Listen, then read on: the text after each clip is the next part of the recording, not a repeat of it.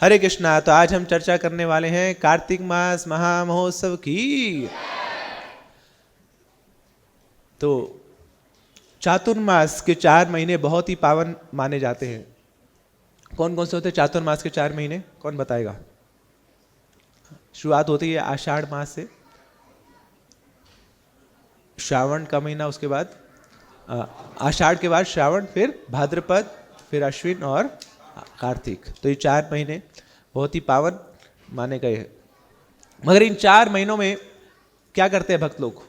व्रत रखते हैं, तपस्या करते हैं। भगवान स्वयं शयन करने चले जाते हैं। शयन एकादशी का जब उत्सव आता है तो उस समय भगवान विष्णु शयन करते हैं और फिर 4 महीने शयन करते हैं। तो इसलिए भक्त लोग भी क्या करते हैं, एक स्थान में स्थित रहकर तपस्या को बढ़ाते हैं। तो अगर कोई 4 महीने तपस्या नहीं भी कर पाया तो बताया जाता कि जो आखिरी महीना है कार्तिक का, उसमें व्रत का पालन करना चाहिए, उसमें अपनी तपस्या को बढ़ा देनी चाहिए। कार्तिक का मास कब आता है? जब 2 तरीके होते हैं, या तो एकादशी से एकादशी तक, या भक्ति सिद्धांत महाराज बताते हैं कि पूर्णिमा से पूर्णिमा तक। तो शरद पूर्णिमा से लेकर कार्तिक पूर्णिमा तक ये कार्तिक मास रहता है।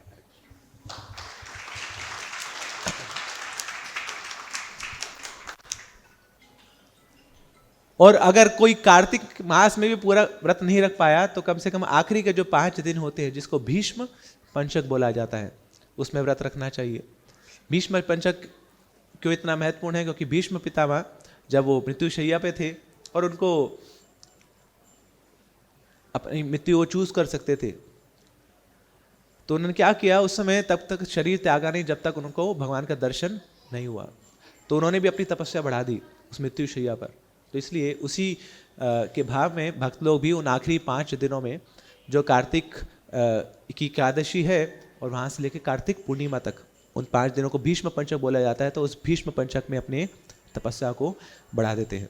तो चैतन्य महाप्रभु सनातन गोस्वामी को बताते हैं भक्ति की विधि। तो ये चैतन्य चरितामृत में मध्य लीला में चैप्टर 22 श्लोका 127 में इसका वर्णन है। मेरे पीछे आप दोहराइए। सर्वथा शरणापति कार्तिक आदि व्रत, चतुष्पष्टि अंग परम महत्व। कि वहाँ उनको चैतन्य महाप्रभु सनातन गोस्वामी को बता रहे हैं कि भक्ति के अलग अलग अंग कौन से हैं। तो उसमें बता रहे हैं जो 34th अंग है वो है शरणागति, भगवान को शरणागत होना। और उसके बाद जो 35वां अंग आता है वो क्या है? कार्तिक आदि व्रत, कार्तिक जैसे जो व्रत है उनका पालन करना। और ये क्या है? परम महत्व। ये बहुत ही इंपॉर्टेंट है भक्ति जीवन के लिए।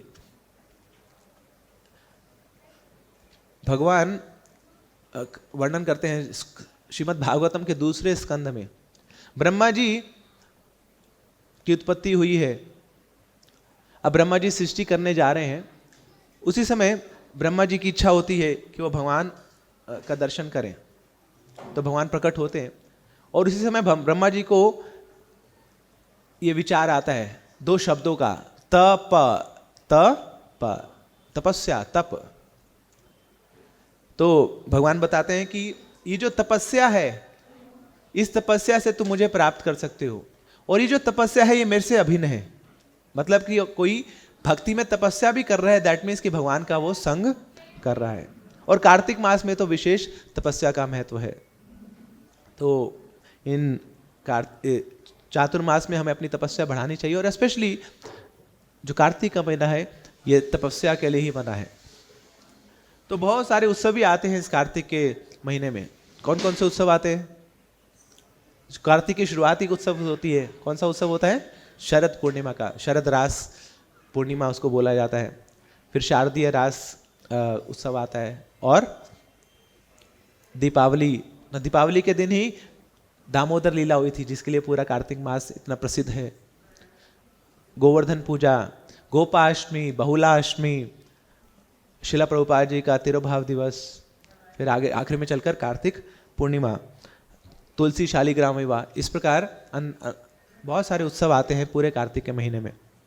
इसको दामोदर मास भी बोला जाता है। दामोदर मास क्यों बोलते हैं? दामोदर 2 शब्दों से बना है, दाम और उदर। दाम क्या होता है? रस्सी और उदर पे। तो यशोदा मैया ने भगवान को बांध लिया था, किससे? रस्सी से, उनके उदर को बांध दिया था। इसलिए ये जो मास है ये दामोदर के नाम से जाना जाता है। मगर साथ साथ एक और रीज़न भी दिया जाता है कि जैसे हर जो मंथ होता है उसके कोई अधिष्ठाता विष्णु होते हैं। जैसे 12 महीने हैं, माघ का महीना है, उसमें जो विष्णु है वह हरे कृष्णा, हरे कृष्णा प्रभु जी, फोन स्विच ऑफ कर सकते ना। तो जो 12 महीने हैं, माधव जो पहला महीना है माघ का महीना, उसके जो अधिष्ठाता विष्णु है माधव। ऐसे ही फाल्गुन के गोविंद, चैत्र के विष्णु, विशाख के मधुसूदन। फिर ऐसी वर्णन आता है ना, अश्विने पद्मनाभे कार्तिके दामोदर, राधा दामोदर अन्य व्रजेंद्र कोनार। तो ऐसी ये जो मंथ आता है, जो कार्तिक का मंथ है, इसके भी अधिष्ठाता एक विष्णु है, उनका नाम है दामोदर। अब ये जो दामोदर है हमारे, वो दामोदर से अलग है, ये विष्णु है, ये कृष्ण नहीं है, विष्णु है। तो इस नाम से भी ये जो कार्तिक का नाम है वो दामोदर मास बोला जाता है। अब इसको कार्तिक का मास भी बोलते हैं, क्यों, ऐसा क्यों बोलते हैं? तो इसके भी दो कारण हैं। ज्योतिष शास्त्र के अनुसार अलग अलग नक्षत्र होते हैं और हर नक्षत्र की स्थिति का भी एक नाम होता है।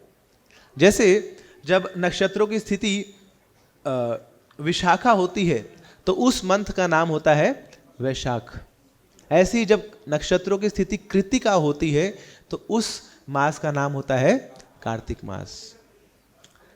और गौड़ीय वैष्णवों के अनुसार ये जो कार्तिक मास है, इसका नाम कार्तिक मास क्यों पड़ा?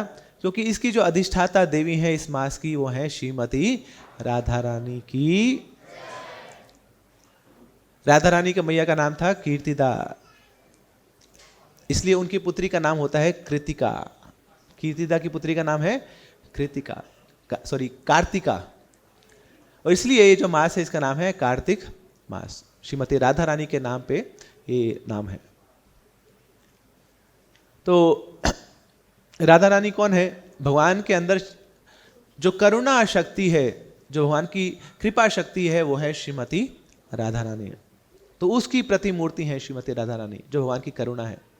सो दैट मीन्स ये जो कार्तिक का मास है ये भी करुणामयी है।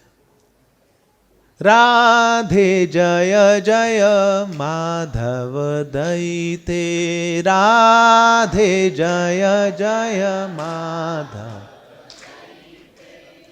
करुणा कुरुमयी करुणा भरीते, सनक सनातन वर्णित चरिते, करुणा कुरुमयी करुणा भरीते, सनक सनातन वर्णित चरिते, राधे जय जय माधव दयिते।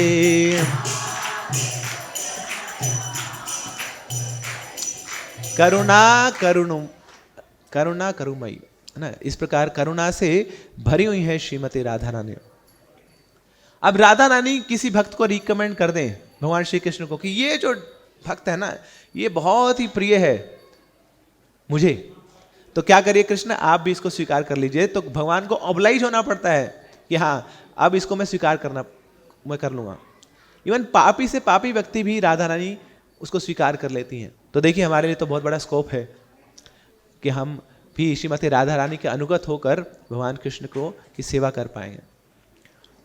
ये जो कार्तिक का व्रत है इसको ऊर्जा व्रत भी बोला जाता है। ऊर्जा देने वाला व्रत है ये। भक्ति करने के लिए क्या चाहिए? बल चाहिए। और बल कहाँ से मिलता है? बल मिलता है ऊर्जेश्वरी देवी से। कौन है ऊर्जेश्वरी देवी? श्रीमती राधा रानी। तो जब ये कार्तिक के महीने में कोई व्रत रखता है तो श्रीमती राधा रानी की उसको कृपा मिलती है, उस कृपा से उसको ऊर्जा मिलती है, बल मिलता है, शक्ति मिलती है, और उस शक्ति से वो भक्ति में आगे बढ़ पाता है। तो श्री रूप गोस्वामी बताते हैं कि हर भक्त को ऊर्जा आदर करना चाहिए। ऊर्जा आदर मतलब ये जो ऊर्जा देने वाला मास है कार्तिक मास, इसका आदर करना चाहिए, इसका सम्मान करना चाहिए, इसको रिस्पेक्ट देनी चाहिए। दैट मीन्स कि कोई ये जो कार्तिक का महीना है कोई साधारण महीना नहीं है कि चलो अक्टूबर नवंबर आ गया, नहीं, this is very very extra ordinary, बहुत ही स्पेशल है, स्पेशली गौड़िया वैष्णव भक्तों के लिए जो राधा रानी के अनुगत होकर भगवान श्री कृष्ण की भक्ति में लगते हैं। तो इसलिए ये मास भगवान को बहुत प्रिय भी है। क्यों? क्योंकि स्वयं श्रीमती राधा रानी का महीना है, भगवान को श्रीमती राधा रानी बहुत प्रिय है, इसलिए ये जो उनसे जुड़ा हुआ महीना है ये भी भगवान श्री कृष्ण को बहुत प्रिय है। इसलिए भगवान गीता में बताते हैं मासानाम मार्गशीर्षानाम, कि जैसे पौधों में तुलसी सबसे सर्वश्रेष्ठ है, नदियों में गंगा सबसे सर्वश्रेष्ठ है, ऐसे ही सारे मासों में ये जो मार्गशीर्ष का महीना है ये मुझे बहुत ही प्रिय है। कौन सा है मार्गशीर्ष का महीना? कार्तिक का मास। तो जो भी इस मास में भक्ति करता है, भगवान के लिए व्रत रखता है, उसको भगवान की कृपा मिलती है। भगवान भक्त वत्सल कहे जाते हैं, भक्त वत्सल। वत्स क्या होता है? गाय का बछड़ा। तो गाय क्या करती है? अपने बछड़े को बहुत प्रेम करती है, उसको चाटती है, उसकी बहुत केयर करती है। ऐसे ही भगवान भी अपने भक्तों के वत्सल हैं, मतलब जो उनके भक्त हैं भगवान उनको बहुत केयर करते हैं, उनके बारे में हमेशा चिंतन करते रहते हैं, उनसे बहुत प्रेम करते हैं। वत्स का एक और मतलब भी होता है समीप। गाय क्या करती है? अपने बछड़े को बहुत नजदीक रखती है। ऐसे ही भगवान भी अपने भक्तों को बहुत नजदीक रखते हैं, कि जो कार्तिक के महीने में व्रत रखता है वो भगवान के बहुत ही समीप पहुंच जाता है। तो जैसे भगवान के भक्तों को भगवान बहुत प्रिय है, ऐसे ही भगवान के भक्तों को भगवान का ये जो महीना है कार्तिक का महीना ये भी बहुत प्रिय होता है। तो इसको भी भगवान की तरह ही पूजा जाता है कि अब कार्तिक का महीना आ रहा है, किसका महीना आ रहा है? अब ठाकुर जी का महीना आ रहा है, अब भक्ति का महीना आ रहा है। इस महीने में कुछ और विचार नहीं करना, केवल और केवल भक्ति के बारे में ही चिंतन करना है। तो जैसे बताया जाता है स्वल्पम उरुक्रमा, भक्ति के मार्ग में करी हुई अल्प मात्र प्रगति भी आपको महान भय से बचा सकती है और बहुत अधिक लाभ दे सकती है। ऐसे ही कार्तिक के महीने में थोड़ी सी करी हुई भक्ति भी आपको बहुत लाभ पहुंचा सकती है। देखिए लोगों के लिए कृपा क्या होती है? कोई बड़ी गाड़ी मिल जाए, बड़ा घर मिल जाए, बहुत धन धाने मिल जाए, उनके लिए वो कृपा है। मगर असली में वो लोग जान नहीं पाते कि अरे कृपा नहीं है, ये तो धोखा है। क्यों? क्योंकि आज रहेगा कल नहीं रहने वाला, ये क्षणिक है। मगर कोई ऐसी चीज जो हमेशा रहने वाली है और हमेशा आपको लाभ प्रदान करेगी, वो है भगवान की तिजोरी का सबसे बड़ा धन, वो है भक्ति। इसलिए भगवान वो सबको नहीं देते हैं। जो सबसे इंपॉर्टेंट चीज है आपकी, सबसे मूल्यवान चीज है, आप सबको नहीं देंगे। कहां पे छुपा के रखते हैं? लॉकर में छुपा के रखते हैं। ऐसे ही भगवान सबको दे देंगे, आपको धन धान्य दे देंगे, आपको ऐश्वर्य दे देंगे, मगर अपनी भक्ति इतनी आसानी से नहीं देते हैं। मगर ये जो कार्तिक का महीना है इसमें भगवान इतने कृपालु हो जाते हैं कि अपना सबसे बड़ा धन भी सबको दे देते हैं, बिना किसी भेदभाव के, बिना किसी क्वालिफिकेशन के।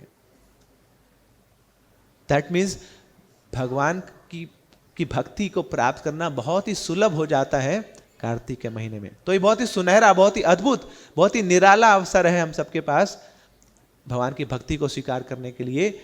किस मास में? कार्तिक के मास में। तो हरि भक्ति विलास में सनातन गोस्वामी बताते हैं कि कार्तिक के महीने में राधा कृष्ण की विशेष भक्ति होनी चाहिए, विशेष भक्ति। हाँ, बाकी सारे हो सकता है देवी देवताओं की भी आप पूजा कर रहे हो, मगर कार्तिक के महीने में केवल और केवल राधा कृष्ण की विशेष भक्ति होनी चाहिए। देखिए भगवान तो बहाना ढूंढते हैं कार्तिक मास में अपनी कृपा देने का।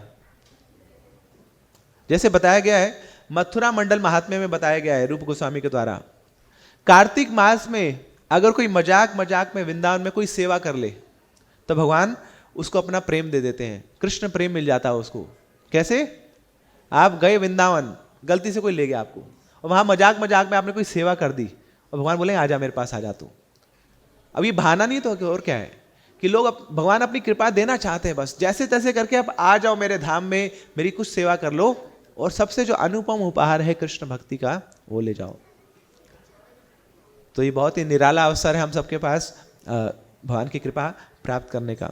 तो डिस्काउंट सेल है, मॉल में जाते हैं ना तो सेल लगी होती है, एक के साथ एक फ्री।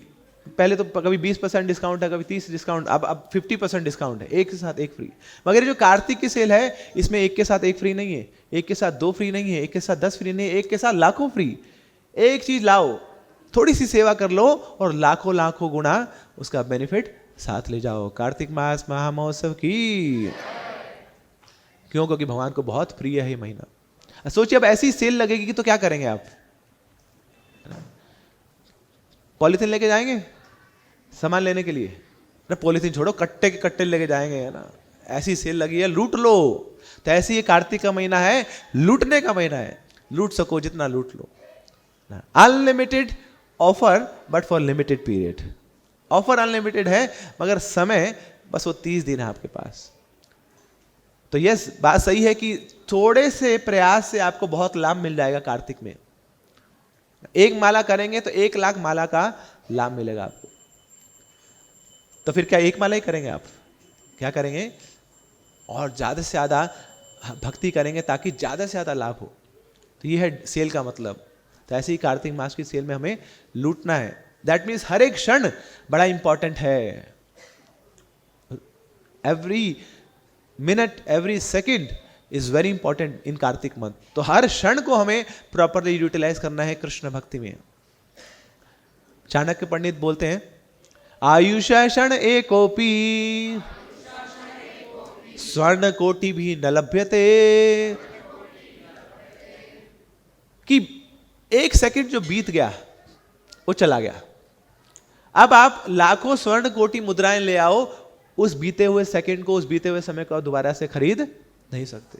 इतना मूल्यवान है वो समय कि कोई भी धन धान्य उसको खरीद नहीं पाएगा। ऐसी कार्तिक का महीना तो सोचिए कितना ही पावरफुल हो गया। अपने आप का नॉर्मल समय इतना महत्वपूर्ण होता है मगर कार्तिक का समय तो और पता नहीं कितने ही गुना महत्वपूर्ण है। तो इसका एक एक क्षण हमें इसका भरपूर उसका लाभ उठाना है कृष्ण भक्ति में लगकर। तो बहुत ही सरलता से कार्तिक के महीने में हमें कृष्ण भक्ति मिल जाती है। और देखिए भगवान तो बहुत ज्यादा उत्साहित है, हमसे भी बहुत ज्यादा उत्साहित है हमें अपने धाम में बुलाने के लिए। हमारा तो कोई उत्साह नहीं है भगवान के पास जाने का। है आपकी इच्छा? कितने लोग जाना चाहते हैं? सोच रहे हैं जी, बोले घर जाएं, भगवान के धाम में जाएं। हमारे बच्चों का क्या होगा? हमारी बीवी का क्या होगा? है ना, हमारी जॉब का क्या होगा? इतना आसान नहीं है भगवान के धाम की इच्छा भी होना। मगर भगवान अपने धाम में बैठ के हमारा इंतजार कर रहे हैं। He keeps on waiting for us. और इसलिए क्या करते हैं, वहां पे बैठे बैठे कुछ ना कुछ तिकड़म लगाते रहते हैं हमारे लिए, ताकि हम लोग उनको स्मरण करें, उनके पास वापिस पहुंचे। जैसे बच्चा बहुत दूर चला गया तो माँ क्या करती है, उसको कुछ ना कुछ रिमेनिसेंस भेजती रहती है ना। कभी कुछ फोटो भेज देगी ना, बच्चा देखा रे ये तो मैं जब 5 साल का था मैं शिमला गया था, वहां की फोटो है। हाँ बेटा तू गया था 5 साल, तेरे को हम बार बार बोले थे तू ट्राउजर पहन ले, बट नहीं, तू तो निक्कर में घूम रहा था वहां पे, तेरे को सर्दी लगी थी वहां पे, फिर तेरे को मैंने विक्स लगाई थी, है ना। तो बच्चे को याद आएगी, हाँ बहुत परेशान हुआ था, मम्मी की बात नहीं मानी थी। तब उसका कनेक्शन बन गया। तो क्या किया माँ ने, कुछ ट्रिक ऐसा अपनाया ताकि उसको स्मरण हो पाए। ऐसे ही भगवान अपने धाम में बैठे बैठे हम सबका स्मरण करते रहते हैं, चिंतन करते रहते हैं और कुछ ना कुछ तिकड़म लगाते रहते हैं ताकि हम लोग उनका स्मरण कर पाए। तो क्या करते हैं, कई बार कुछ ऐसे ग्रंथ भेज देते हैं हमारे बीच में, गीता भागवत के रूप में, ताकि उनको पढ़ के हमें भगवान की याद आए। नहीं तो नदियां भेज देंगे गंगा जमुना के रूप में, पहाड़ भेज देंगे गोवर्धन के रूप में, त्योहार भेज देंगे एकादशी के रूप में, और अन्य उत्सवों के रूप में, जन्माष्टमी, राधाष्टमी, रामनवमी के रूप में। अपना प्रसाद भेज देंगे ताकि कहीं ना कहीं तो हमारा कांटा अटक जाए और भगवान का स्मरण हो जाए हमें। और फिर कई बार भगवान क्या करते हैं, अरे नहीं ये लोग मोटा माल चाहते हैं तो लो जी पूरे 30 दिन लो, कार्तिक का महीना ले लो और पूरे 30 दिन मुझे स्मरण करो, मुझे याद करो। तो इस प्रकार भगवान अपना एक्सपेंशन करते हैं कार्तिक मास के रूप में। तो अभी हम थोड़ी चर्चा करते हैं glories of Kartik month, Kartik मास की महिमा क्या है। तो ये बताया जाता है कार्तिक मास के महीने में अगर भगवान श्री कृष्ण की महिमा का कोई गुणगान सुनता है तो उसके करोड़ों करोड़ों जन्मों के पाप नष्ट हो जाते हैं। तो अभी कुछ व्रत नहीं करना आपको, क्या करना है, केवल भगवान के बारे में सुनना है, केवल कर्ण देने अपने। एवरी डे भगवान के बारे में श्रवण करिए, आपके जो करोड़ों करोड़ों जन्मों के पाप, इस जन्म के नहीं, पिछले जन्म के नहीं, पता नहीं कितने जन्मों के पाप, वो सब भस्म हो जाएंगे, नष्ट हो जाएंगे केवल श्रवण मात्र से। हरि भक्ति विलास में वर्णन आता है कि लोग अलग अलग तीर्थों में जाते हैं पूरे जीवन भर में। कितने तीर्थ कर लेंगे आप ना, वो बोलते हैं 4 धाम जाना जी, उसमें पूरी जिंदगी बीत जाती है, तभी नहीं जा पाते। 4 धाम छोड़िए, अगर कोई व्यक्ति सारे धामों में चला जाए जितने भी एग्जिस्ट करते हैं सृष्टि में, और उन सारे धामों में जाके सारे कुंडों का स्नान कर लें आप, उसकी बहुत सारी सुकृति मिलेगी आपको। वो जो सुकृति मिलेगी आप उसको गिनने लग जाइए।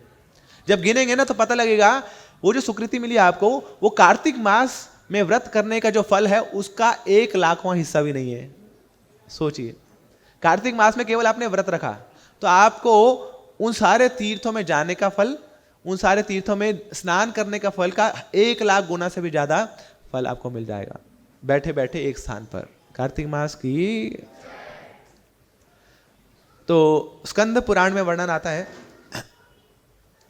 कि कार्तिक का महीना भगवान को बहुत प्रिय है, और इस महीने में कोई थोड़ी सी भी भक्ति कर लेता है तो भगवान उसको अपने धाम में प्रवेश दे देते हैं। कार्तिक मास में भोग लगाने की बहुत महिमा है।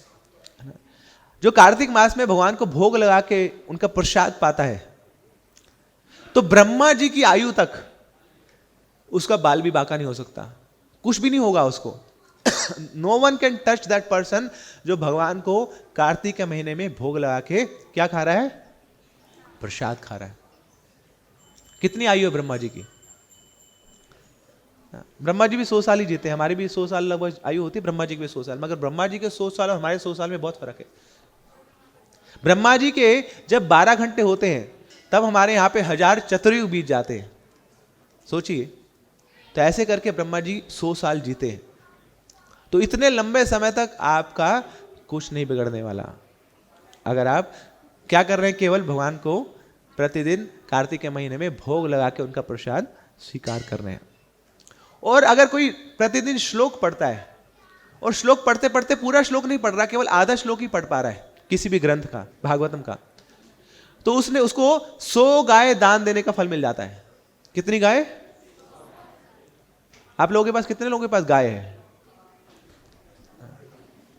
हाँ, गाइस तो है, we are all guys, but गाय किसके पास है? गाय है नहीं तो दान कहां से दें हम? एक गाय पालना बड़ा मुश्किल है कलयुग में, 100 गाय दान देना। मगर यहां देखिए क्या करना है, केवल सुबह सुबह उठना है और उठ के भगवान का दर्शन करना है, और दर्शन करने मात्र से आपने 100 गायों का दान कर दिया। अब सोचिए क्या करना चाहिए, हमें तो पूरा दिन दर्शन ही करना चाहिए कि ताकि गाय दान होते रहे हमारे नाम पे। पहले होता था ना, भगवान का जब जन्म हुआ तो अगले दिन नंदोत्सव होता है, जन्माष्टमी से अगले दिन। तो नंद बाबा ने क्या किया, जब उत्सव हुआ तो ब्राह्मणों को गाय दी, और कितनी गाय दान दी? 9 लाख गाय। सोचिए 9 लाख तो दान दे दी, होंगी कितनी उनके पास?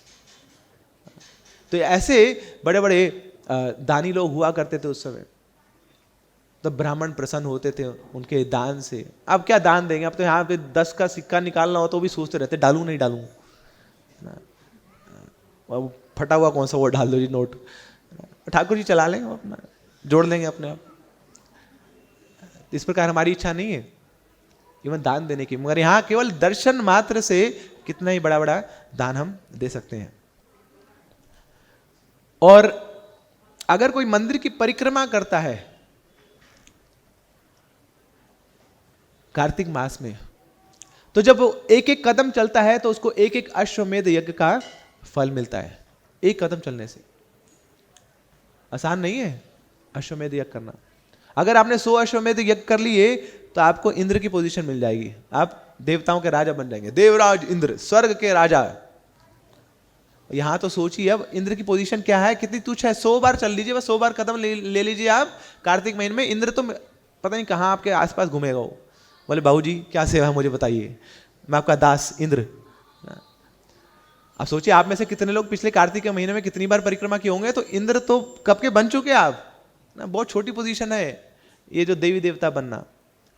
हम तो क्या बनना चाहते हैं, भगवान के एक छोटे से दास बनना चाहते हैं। तो इस प्रकार कार्तिक मास की बहुत महिमा का वर्णन होता है, गान होता है शास्त्रों में। तो अब हम थोड़ा चर्चा करते हैं कि कार्तिक मास का व्रत कैसे लेना चाहिए, क्या डूज हैं क्या डोंट्स हैं। तो रूप गोस्वामी बताते हैं कि 64 भक्ति के अंग हैं, उनमें से जो 58वें नंबर का अंग है वो है कार्तिक मास में व्रत रखना। ये साधना भक्ति का अंग है। साधना भक्ति मतलब जिसमें कोई विकल्प नहीं है, नो रिफ्यूजल नो आर्गुमेंट्स, वो करना ही है। दैट मीन्स कि कार्तिक मास में व्रत हमें रखना ही है, इसका कोई और विकल्प नहीं है। तो सबको ये व्रत लेना चाहिए। इसलिए महाप्रभु ने शुरू में बोला ये क्या है, परम महत्व, this is very important for a sadhaka. एक साधक के लिए बहुत महत्वपूर्ण है कार्तिक मास में व्रत रखना। तो इसका लाभ क्या होगा, है ना, हमें दामोदर महीने में, कार्तिक महीने में हम व्रत रखेंगे तो दामोदर मास की कृपा मिलेगी। दामोदर मास की कृपा से हमें भगवान दामोदर की कृपा मिलेगी, और भगवान की दामोदर की कृपा से हमें भगवान दामोदर की भक्ति मिलेगी, और उनकी भक्ति से हमें उनका प्रेम मिलेगा। तो सोचिए एक महीने में सीधा डायरेक्ट भगवान का प्रेम हमें मिल रहा है, ये पैकेज है। कितने लोग लेना चाहते हैं ना, हरि बोल। तो रूप गोस्वामी भक्ति रसामृत सिंधु में बताते हैं कि जो कार्तिक व्रत है इसको ऊर्जा व्रत भी बोला जाता है ना, ऊर्जा व्रत, क्योंकि ऊर्जेश्वरी श्रीमती राधा रानी के महीने का आप व्रत रख रहे हैं, उनकी कृपा की याचना आप कर रहे हैं। तो बाकी कोई भी व्रत रखा जाता है तो उसका फल केवल इसी लाइफ टाइम में मिलता है, मगर कार्तिक मास का जो व्रत है वो आपको 100 जन्मों तक आगे मिलेगा। दो वो अलग बात है कि आपका दोबारा से जन्म होगा ही नहीं, बट इन केस आप व्रत रख रहे हैं और व्रत पूरा नहीं कर पा रहे हैं, उसका फल भी, अपूर्ण जो व्रत है उसका फल भी आपको 100 जन्मों तक मिलता रहेगा। तो क्या करना चाहिए कार्तिक व्रत में? तो सबसे आसान जो बताया गया है विधि जो सबको करनी ही चाहिए वो है भगवान दामोदर को, भगवान श्री कृष्ण को, राधा कृष्ण को दिया दिखाना। देखिए भगवान हमें बड़े ही सरल उपाय बताते हैं, पत्रम पुष्पम फलम तोयम, जिसमें कोई पैसा नहीं लगता ना। वो जानते हैं कि हम लोग बड़े कंजूस हैं ना, बड़ी दरिद्र है हम लोग, तो भगवान बोलते ठीक है, चिंता कोई आवश्यकता नहीं है तुम्हें अपने ऐश्वर्य मुझ पे लुटाने की, है ना। जो चीज़ फ्री में मिलती मुझे ले आओ। तो क्या ले आओ? दिया दिखा दो ना। दिया तो हर मंदिर में फ्री में मिलता है कार्तिक में, बाहर जाइए 20 पैसे का दिया मिल जाता है, 20 पैसा तो फ्री है एक तरह से। लाइए ना, पूरे महीने के दीपक ले आइए और घी का दिया जलाकर भगवान को हम उनको दिखा सकते हैं। भगवान बोलते हैं कि जो प्रतिदिन कार्तिक मास में मुझे दिया दिखाता है उस व्यक्ति का मैं भोंपू लेकर गुणगान करता हूं। I sing the glories of that person who just shows a small deepak to me every day in the month of Kartik. सोचिए भगवान आपके नामों का, आपकी महिमा का गुणगान करने लगे कि देखो ये इस्कॉन द्वारका सेक्टर 13 में ये भक्त आया था और प्रतिदिन मुझे दिया दिखा रहा है। अपने घर में भी कर सकते हैं, ऐसा नहीं कि प्रतिदिन मंदिर आ रहा है, मंदिर आ सकते हैं तो बहुत अच्छा है, नहीं तो अपने घर में प्रतिदिन दीपक दिखाइए, तो भगवान आपकी महिमा का गुणगान करने लग जाएंगे। तो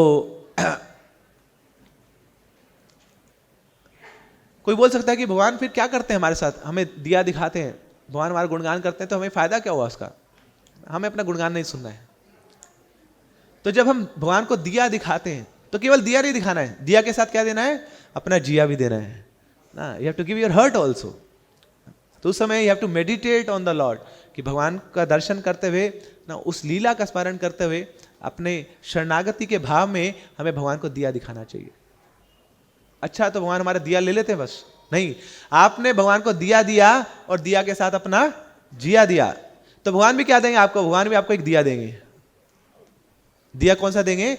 ज्ञान दीपेन भास्यता, ज्ञान का दीपक आपके हृदय में प्रज्वलित करेंगे। So Krishna ignites the fire of knowledge inside the heart of the devotee who bestows small offering of diya to him. Actually हमारी सारी प्रॉब्लम्स हमारी अज्ञानता के कारण है। और अज्ञानता क्यों होता है? क्योंकि हम अंधकार में हैं, हमारे अंदर तमोगुण रजोगुण छाया होता है। तो जैसे ही हम भगवान को दिया दिखाते हैं तो उससे प्रकाश आता है, और प्रकाश आने से हमारा जो अज्ञान है वो दूर होता है। तो जब आपने भगवान को दिया दिया और दिया के साथ जिया दिया, तो भगवान ने भी आपको एक दिया दिया और दिया के साथ अपना जिया दिया। तो then Krishna also starts residing inside your heart. भगवान भी अपना घर बना लेते हैं, किसके? आपके हृदय में। कार्तिक मास की कितना सरल है। बोले दिए से भगवान को आकर्षित कर लीजिए और आपके घर में, आपके मन रूपी मंदिर में भगवान स्थापित हो जाएंगे। तो ये पहला कार्य करना, हमें प्रतिदिन भगवान को दीपक दिखाना है। दूसरी एक्टिविटी जो हमें करनी है वो है दामोदर अष्टकम। जो दामोदर लीला जो हुई है कार्तिक मास में, उसको ऊपर अष्टकम लिखा हुआ है सत्यवत मुनि ने, उसका पाठ करना है। नमामीश्वरम सच्चित आनंद रूपम लसत कुंडलम गोकुले व्रजमानम यशोदाभियोलुखलाधवमानम परामृष्टमत्यन्ततो द्रुत गोप्या। तो इस प्रकार ये अष्टकम है, 8 इसमें स्टैंजाज हैं, तो इसका पाठ करना चाहिए। कोई बोलते हैं कि हमें याद नहीं होता है, तो चिंता मत करिए, हर रोज पढ़ेंगे तो याद भी हो जाएगा। हम में से किसी ने भी इसको याद नहीं किया है, हमने केवल पढ़ा है और पढ़ते पढ़ते याद हो जाता है। So every day we should sing Damodar Ashtakam. जब आप दीपदान कर रहे हैं या दीपदान के बाद दामोदर अष्टकम का पाठ करना चाहिए। Third activity we should be doing is stava path. कोई भी जो स्तव है, गीत हैं, वैष्णव गीत हैं, प्रार्थनाएं हैं, उनका पाठ हमें करना चाहिए।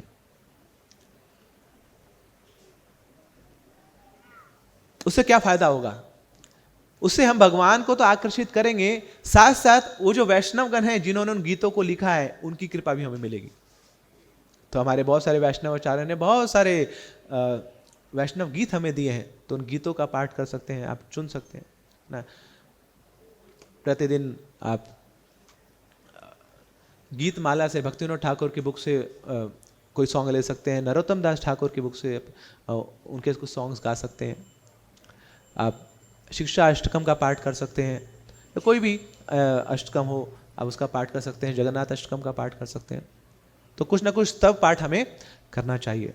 इनफैक्ट बच्चों को भी कराना चाहिए, और बच्चों को कराएंगे इस एज में तो बहुत जल्दी याद कर लेंगे। 1 महीने में देखिए वो बहुत सारे अष्टकम याद कर लेंगे, बहुत सारे वैष्णव गीत याद कर लेंगे, अगर डेली उसका प्रैक्टिस होगा तो कुछ ना कुछ स्तुतियां, श्रील प्रभुपाद बोलते हैं, कुछ ना कुछ स्तुतियां हमें जरूर याद करनी चाहिए, हृदयंगम करनी चाहिए, हृदय में स्थित करनी चाहिए, ताकि स्वतः ही वो निकले। जैसे बताया जाता है कार्तिक महीने में आप गजेंद्र मोक्ष पढ़ सकते हैं श्रीमद् भागवतम से, आप ब्रह्म संहिता का पाठ कर सकते हैं, ब्रह्मा ने जो प्रेयर्स बोली हैं उनका पाठ कर सकते हैं। गजेंद्र की स्थिति क्या थी? वो असहाय था, हेल्पलेस था, बहुत ही डेंजरस पोजीशन में है, बड़ी क्रिटिकल पोजीशन में है। उस समय क्या कर रहे हैं गजेंद्र? भगवान को प्रार्थना कर रहे हैं। तो ऐसी हमारी स्थिति होनी चाहिए कि जब भी कोई हमारे लिए विपत्ति आए तो हमारे मस्तिष्क से, जहन से स्वतः ही भगवान की प्रार्थनाएं निकलनी चाहिए।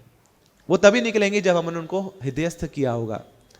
When we have internalized those prayers, then only in those difficult times we will be able to recite those prayers. तो ऐसी कुछ प्रार्थनाएं, कुछ स्तव हम उनको हृदयस्थ करके रखें। तो कार्तिक मास बहुत अच्छा महीना है उसकी प्रैक्टिस करने का। 4th एक्टिविटी, हमें क्या करनी चाहिए? ब्रह्म मुहूर्त में उठना चाहिए।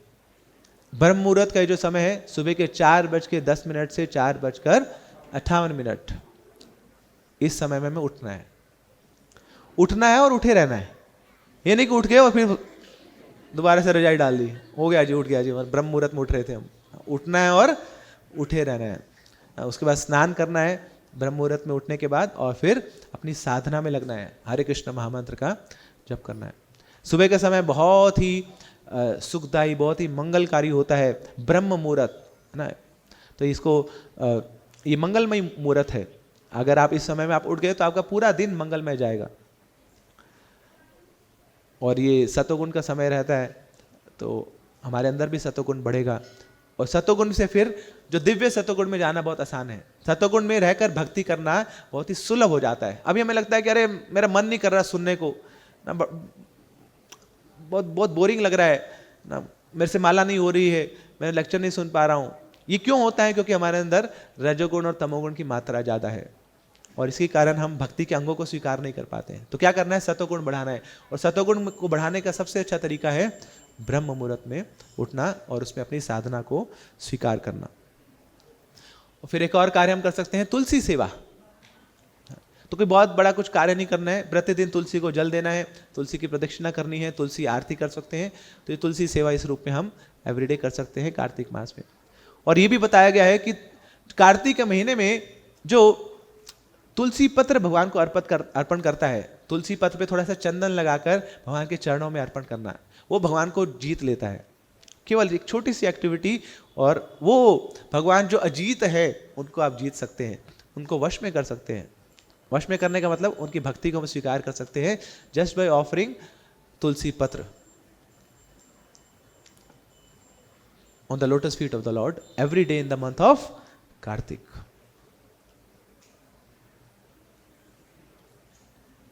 देखिए, लक्ष्मी देवी भी वैकुंठ में ही कार्य करती हैं। प्रतिदिन वो भगवान के चरणों की सेवा करती हैं और तुलसी पत्र भगवान को अर्पित करती हैं।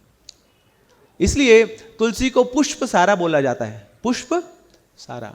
वैकुंठ में बहुत सुंदर सुंदर पुष्प हैं जिसमें बहुत अच्छी अच्छी सुगंध आती है, मगर भगवान को उनमें ज़्यादा आनंद नहीं है। भगवान को तो बस ये तुलसी पत्र बहुत अच्छा लगता है। इसलिए जो भी भक्त भगवान को ये अर्पित करता है, भगवान उसको अपना मान लेते हैं और उसकी ऑफरिंग को स्वीकार कर लेते हैं और एक्सचेंज में उसको भक्ति में अग्रसर कर देते हैं। Okay, then next thing we should be doing is increasing our rounds of chanting. हमें अपने जो नाम जप है उसको बढ़ाना चाहिए कार्तिक के महीने में। जो भी हम कोटा हमने निर्धारित किया हुआ है, कार्तिक के मास में जरूर उसको इंक्रीज करना चाहिए। अगर कोई 2 माला कर रहा है तो बढ़ाइए, 6 माला करिए, 8 माला करिए, ये नियम लीजिए। कोई 8 कर रहा है तो आइए 16 पे आ जाइए, कोई 16 कर रहा है तो 18 माला, 20 माला, 25 माला पे आइए, 32 माला पे आइए। कुछ ना कुछ संकल्प लीजिए अपनी माला को बढ़ाने का।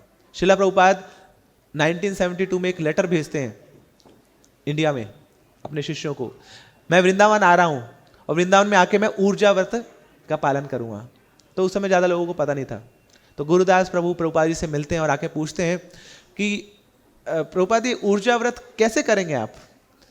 प्रभुपाद बोलते हैं ऊर्जा व्रत मतलब 24 hours chanting the names of the lord. Hare Krishna Krishna Krishna Hare Hare, Hare Ram Ram तो 24 घंटे 30 दिन केवल हरे कृष्ण महामंत्र, no eating no sleeping, only Hare Krishna. तो गुरुदास प्रभु सुन के ज़्यादा उत्साहित नहीं हुए, बोले ये कैसा है।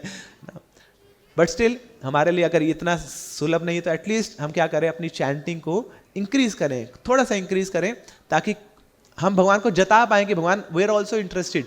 हम कार्तिक मास का व्रत का पालन करना चाहते हैं, मेरी इतनी योग्यता तो नहीं है, मगर कुछ एक छोटी सी ऑफरिंग मेरी तरफ से आपके लिए, मैं आपको प्रसन्न करना चाहता हूं आपके नाम जप को बढ़ाकर। ओके, उसके बाद क्या करना है, हमें शास्त्रों का नियमित रूप से अध्ययन करना है। तो भगवद्गीता या श्रीमद् भागवतम का पाठ कर सकते हैं। इनफैक्ट ये भी बताया गया है, रूप गोस्वामी के द्वारा लिखित उपदेशामृत जो ग्रंथ है, नेक्टर ऑफ इंस्ट्रक्शन, उसको भी पढ़ सकते हैं। तो प्रतिदिन आप संकल्प लीजिए कि 20 मिनट, 25 मिनट, आधा घंटा, 1 घंटा मैं शास्त्रों को जरूर पढ़ूंगा। श्रील प्रभुपाद की कोई भी पुस्तक आप ले सकते हैं एज सच, तो उसको पढ़ने का प्रयास करिए। फिर 9th एक्टिविटी जो हम कर सकते हैं वो है कुछ शारीरिक दृष्टिकोण से अपनी तपस्या को बढ़ाना, और उसके लिए सबसे अच्छा उपाय है फास्टिंग। तो कुछ 30 दिन तक फास्टिंग नहीं करना है, मगर अपने जो मील है उसको कम कर सकते हैं। तो अपनी मील्स को छोड़िए। जैसे अगर आप प्रतिदिन 3 मील लेते हैं तो कम करिए, 2 मील पे आ जाइए। अगर प्रतिदिन 2 मील लेते हैं तो कार्तिक मास में 1 मील पे आ जाइए। और बहुत लाभ है, शास्त्र बताते हैं जो एवरीडे केवल एक मील ले रहा है, एक बार खाना खा रहा है कार्तिक मास में, उसका यश फैलने लग जाता है। दैट पर्सन बिकम्स हीरोइक, और उसके शरीर से ओज निकलता है, ओजस्वी बन जाता है। वो बहुत सुंदर सुंदर क्वालिटीज उसके अंदर डेवलप हो जाती है। देखिए ना, भक्ति के मार्ग में लगे हैं, थोड़ी सी तपस्या कर रहे हैं और इतने सारे गुण आपके अंदर आने लग जाएंगे। तो फेयर एंड लवली लगाने की जरूरत नहीं है ना, कोई विंटर क्रीम लगाने की जरूरत नहीं है, बस एक बार खाना खाने लीजिए और बहुत शक्तिशाली बन जाते हैं आप, बहुत शक्ति आ जाती है। ये हमारे बीच में बहुत बड़ी भ्रांति है कि हमें लगता है कि खाना खाने से हमें शक्ति मिलती है ना। पता नहीं कहां से ये डेवलप हो गया कि जितना ज्यादा खाएंगे उतना ज्यादा शक्तिशाली बनेंगे। अरे कुछ और होता नहीं, बस यहाँ मटकी निकल जाती है, और मटकी के साथ चलना हम सबको पता है कितना मुश्किल है। प्रणाम ही नहीं कर पाते भगवान को। कई बार देखिए लोग मटकी निकली होते ना, बड़ा मुश्किल, अरे पकड़ो जी पकड़ो, कैसे प्रणाम करेंगे? नहीं, हम नहीं कर पाएंगे, ऐसे ही कर लेते हम, पैरी पोना दूर से ही। तो खाने से शक्ति नहीं मिलती है, बल्कि लिमिटेड खाने से शक्ति मिलती है, रेगुलेटेड खाने से शक्ति मिलती है। इसलिए भगवान गीता में बताते हैं कि हमारा आहार और विहार दोनों रेगुलेटेड होना चाहिए ना। शरीर में आप हमेशा आधा खाली रहेगा, पेट आपका आधा खाली रहेगा तो बहुत शक्ति हो गया। बहुत सारे डिवोटीज फास्टिंग करते हैं ना, 16 आवर्स फास्टिंग करते हैं, तो हमेशा वो उनके पास शक्ति रहती है, एनर्जी रहती है। ऐसा लगता है बस अब जितना भी नचा लो, जितना भी कीर्तन करा लो, कुछ भी कर सकते हैं हम, क्योंकि शक्ति है अंदर। तो फिजिकल स्ट्रेंथ भी मिलती है, आध्यात्मिक स्ट्रेंथ तो मिल ही रही है, साथ साथ फिजिकल स्ट्रेंथ भी मिलेगी अगर हम लिमिटेड खाएंगे तो अपनी मील को त्याग सकते हैं, अन्न का सेवन कम कर सकते हैं। अन्न को पचाने में बहुत समय लगता है शरीर को, तो फल लीजिए ना, या रिप्लेस कर दीजिए, एक मील फल के लिए लीजिए, एक मील अन्न के लिए लीजिए। और साथ में क्या करना है, खुद तो फास्टिंग करनी है, मगर डिवोटीज को प्रसाद खिलाइए ना। अपने घर बुला सकते हैं भक्तों को, जो भी आपके निजी भक्त होंगे, जो आपके सर्कल में होंगे, उनको घर बुलाइए, उनको प्रसाद खिलाइए। तो ये वैष्णव सेवा का भाव हमारे अंदर डेवलप होगा, तो वैष्णवों को हम प्रसन्न कर पाएंगे तो भगवान प्रसन्न होंगे। तो we should feed Vaishnavas, we should invite Vaishnavas. तो इस बार ये अंग भी हम स्वीकार कर सकते हैं। और साथ में आपका कोई फेवरेट आइटम होगा, उसको त्यागना है ना। किसी को मीठा बहुत पसंद है तो मीठा त्यागिए, कोई बहुत ज़्यादा खीर खाता है, हलवा खाता है, तो उसको त्याग दीजिए 1 महीने के लिए। कुछ नहीं होगा, कोई एम्बुलेंस नहीं बुलानी पड़ेगी, कुछ भी नहीं होगा। You will feel more energetic, है ना। आपके जो लेजीनेस है वो दूर हो जाएगी, आलसीपन दूर हो जाएगा और शक्ति बढ़ेगी। तो भगवान की प्रसन्नता के लिए कि भगवान देखो वॉलंटरीली मैं आपके लिए छोड़ रहा हूं। अब वो चीज़ नहीं छोड़नी जो अभी खाते नहीं है। बोले चावल छोड़ दिए, अच्छा खाते खाते बोले मैं तो रोटी खाता था, तो फिर फायदा क्या, है ना। अब भिखारी को छोड़ दे, भिखारी बोले मैं दान दे देता हूँ सबको, बोले तेरे पास है क्या जो तू दान दे रहे है ना। तो जो आपको अच्छा लगता है वो चीज़ छोड़नी चाहिए। जैसे बोलते हैं ना कई बार दान देना, दान कितना देना चाहिए, ये शास्त्र बताते हैं। दान उतना देना चाहिए जो आपको चुभे, जो आपको लगेगा अरे मैंने कुछ ज़्यादा दे दिया क्या, तो ऐसा दान देना चाहिए। हम लोग क्या दान देते हैं, वो जो फटे पुराने कपड़े ले जो दान दे दिया, है ना, वो काम वाली आई इसको दान दे दिया, पुराने कपड़े दान दे दिए, ये क्या दान हुआ। दान मतलब कि जो आपको लगे ना, जो पिंच हो, ऐसा दान देना चाहिए। तो इसलिए वो आइटम छोड़िए जो आपके फेवरेट है ना, जिसके बिना आप रह नहीं पाते हैं, है ना। काफ़ी लोग होंगे, जो नए लोग हैं जो चाय पीते हैं, तो चाय छोड़ दीजिए, वैसे भी अच्छी नहीं है, कैफीन है उसमें, शास्त्रों के भी विरुद्ध है। तो 1 महीने के लिए आप चाय छोड़ सकते हैं। बाकी जो भक्त हैं जो 4 नियमों का पालन करते हैं, तो अपना कुछ फेवरेट आइटम आप छोड़ सकते हैं। ओके, नेक्स्ट 10th एक्टिविटी जो हमें करनी चाहिए वो है दान देना। Very important. भगवान गीता में बताते हैं यज्ञ, दान और तपस्या कभी नहीं छोड़नी चाहिए। तो कार्तिक मास में तो बहुत लाभ है दान देने का। तो कार्तिक में जब कोई दान दे रहा है, बाकी किसी समय में दान देने का वो लाखों गुना उसको फल मिलेगा, है ना। पूरे साल भर भी आप दान देते हैं, मगर कार्तिक के महीने में अगर आप दान दे रहे हैं, कृष्णा बिकम्स वेरी प्लीज्ड। तो मंदिर में दान दे सकते हैं। अभी तो बहुत सुंदर निर्माण हो रहा है रुक्मिणी द्वारकाधीश जी के महल का, तो उसमें बहुत आवश्यकता भी है। तो जहाँ पे नीड होती है वहाँ पे अगर आप कंट्रीब्यूट करें तो उसका लाभ भी बहुत मिलेगा। तो मंदिर में आप दान दे सकते हैं, वैष्णवों को दान दे सकते हैं, वैष्णव को फीड कर सकते हैं, किसी भी रूप में हम कंट्रीब्यूट कर सकते हैं अपना दान देकर। तो दान देने से क्या होता है, हमें स्पिरिचुअल बेनिफिट तो मिल ही रहा है, साथ में हम जिस भाव में पैसे को इकट्ठा कर रहे हैं वो भी प्योरीफाई हो जाता है। जैसे बोलते हैं कि स्नान करने से शरीर निर्मल हो जाता है, शुद्ध हो जाता है ना। ऐसे ही जब मंत्र बोला जाता है तो मन शुद्ध होता है, और जब दान दिया जाता है तो धन शुद्ध होता है। So we should not be miser, हमें कृपण नहीं बनना चाहिए। भगवान ने बहुत दिया है, जितना भी दिया है हमारे लिए बहुत है, भरपूर है, और कहाँ से आ रहा है, भगवान से आ रहा है। तो तेरा तुझको अर्पण, तो कुछ ना कुछ हमें एज एन ऑफरिंग भगवान को वापस देना चाहिए। 11th activity that is धामवास। कुछ ना कुछ हमें समय निकालना चाहिए अपने जीवन की व्यस्तताओं से निकलकर, और 1 2 3 दिन के लिए धाम में जरूर अवश्य जाना चाहिए। तो वृंदावन जा सकते हैं, जगन्नाथपुरी जा सकते हैं, मायापुर जा सकते हैं, हरिद्वार जा सकते हैं, जयपुर जा सकते हैं, वो भी गुप्त वृंदावन है। कोई ना कोई हमें धाम में जरूर जाना चाहिए, और वहाँ जाके चाट पकौड़ी खानी चाहिए, बहुत सारी शॉपिंग करनी चाहिए। क्या करना चाहिए वहाँ, है ना, वहाँ पे जाके कथा श्रवण करनी चाहिए और हरि नाम का ज़्यादा से ज़्यादा जप करना चाहिए।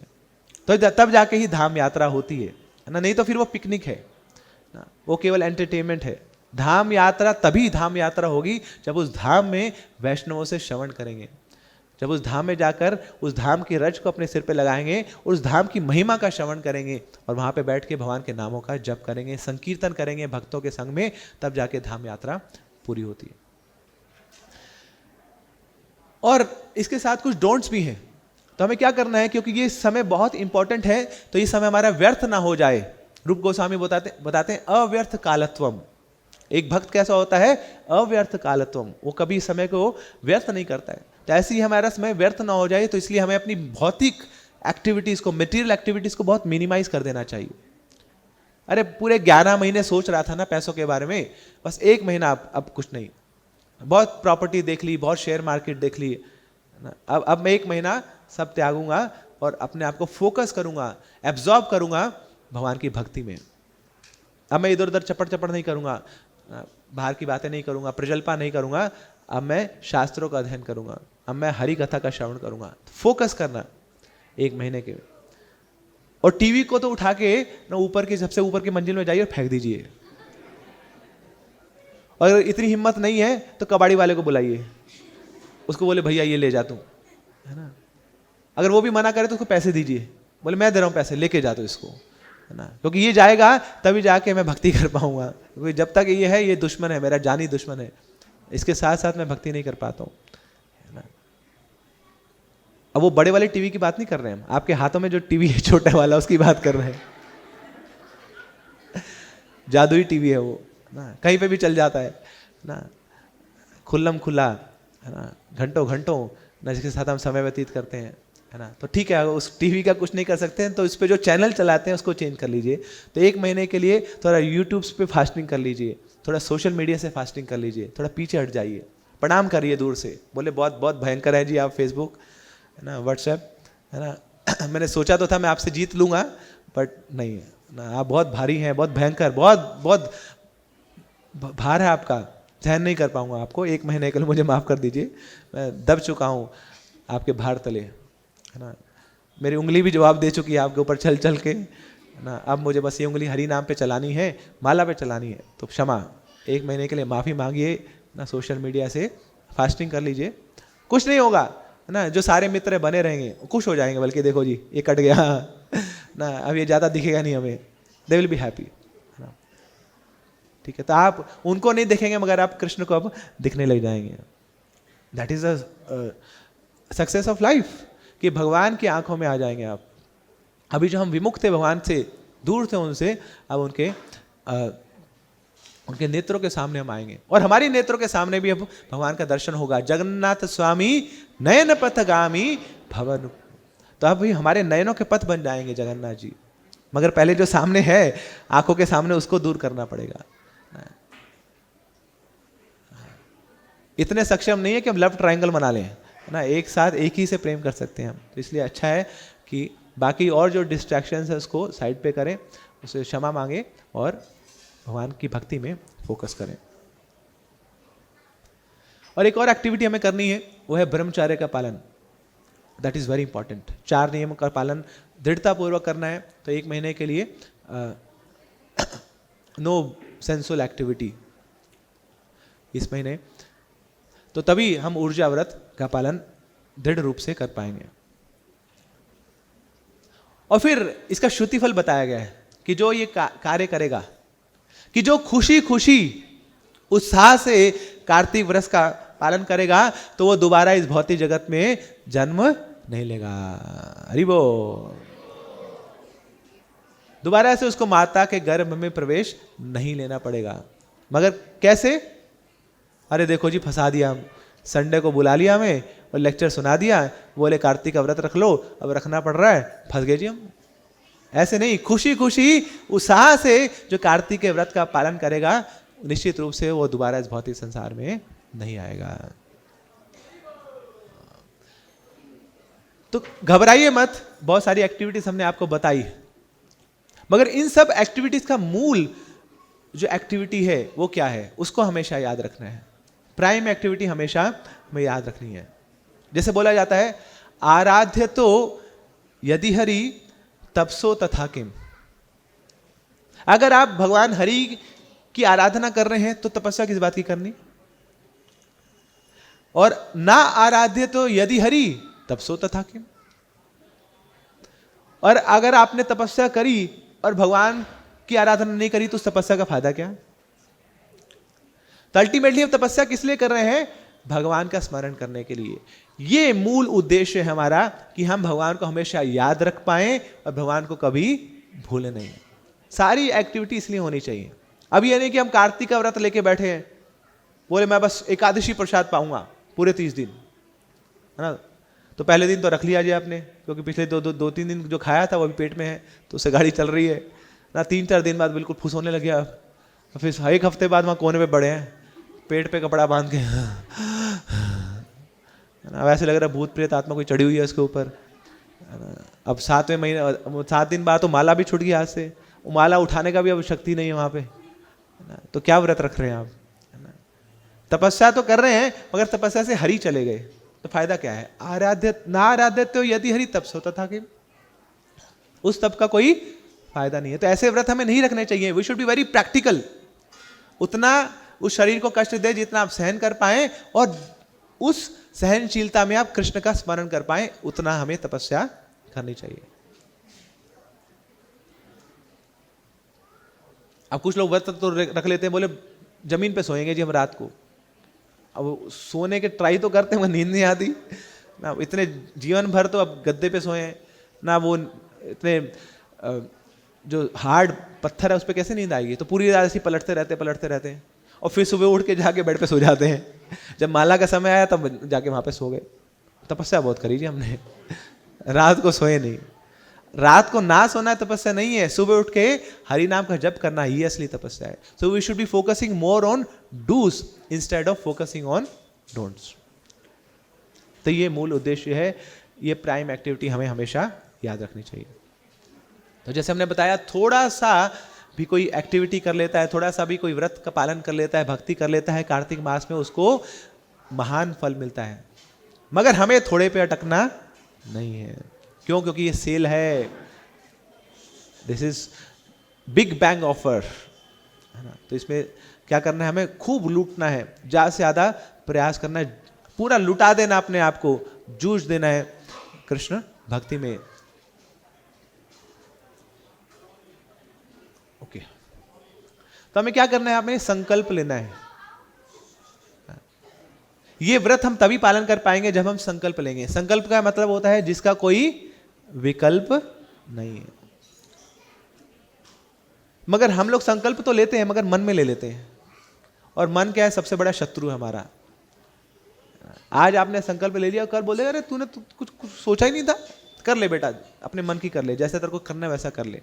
तो 1-2 दिन बाद जो हमने वोज लिए हैं, संकल्प लिए हैं, हम सब भुला देंगे। इसलिए क्या करना चाहिए, हमें हमेशा अपने संकल्प को किसी के साथ शेयर करना चाहिए, किसी को बताना चाहिए कि देखो ये कार्तिक का मास आ रहा है और ये संकल्प मैं ले रहा हूँ, ये एक्टिविटीज मैं पूरे कार्तिक मास में मैं करूँगा।